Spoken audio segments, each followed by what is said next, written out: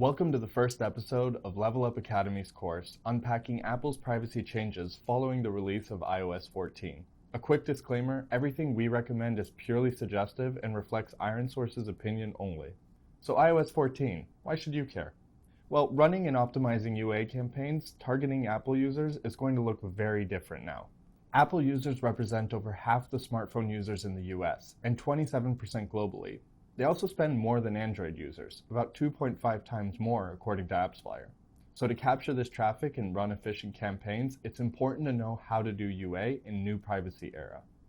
In this opening session, we'll go over the fundamentals of what's happening following Apple's big announcement, explain the key terms, and unpack what they mean for you. Let's quickly recap. As part of its iOS 14.5 update, Apple gave users more control over their data. As a result, advertisers' access to devices, IDFA, is now restricted in accordance with Apple's policies. IDFA is a unique identifier assigned to every Apple device, which mobile advertisers use to target devices within apps on Apple devices, and attributes those users to their UA campaigns. Before iOS 14, devices' IDFA was available by default. Users had to actively opt out via their device settings if they didn't want this to happen. Through their MMP, or Mobile Measurement Partner, app developers could accurately attribute installs to the channels or sources that they came from. That served as the foundation for campaign optimization, allowing advertisers to find channels that delivered the greatest performance. Now, in the new iOS 14 era, Apple has essentially reversed the default setup. Now Apple devices are opted out of giving apps IDFA access by default. To access the IDFA, apps have to ask the user for permission to opt in, and not all users will.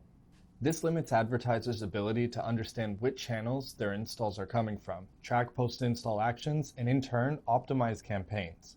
From the user perspective, they'll still receive the same amount of ads as before, except that advertisers will not be able to know where they watched and interacted with their ads. In order for mobile game advertisers to attribute as normal based on IDFA, they'll need users to opt into their IDFA being accessed on both the advertiser's app and on the publisher's app, the one where the user saw the advertiser's ad and clicked on it.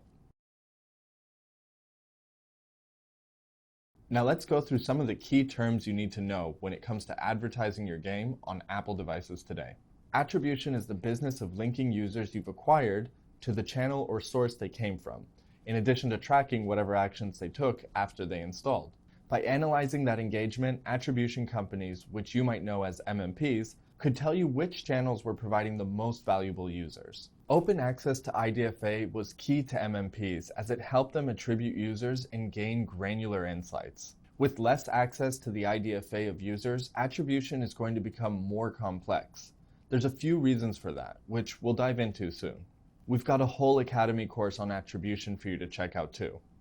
So you might be wondering, how can advertisers attribute users to campaigns now? The answer? SKAdNetwork.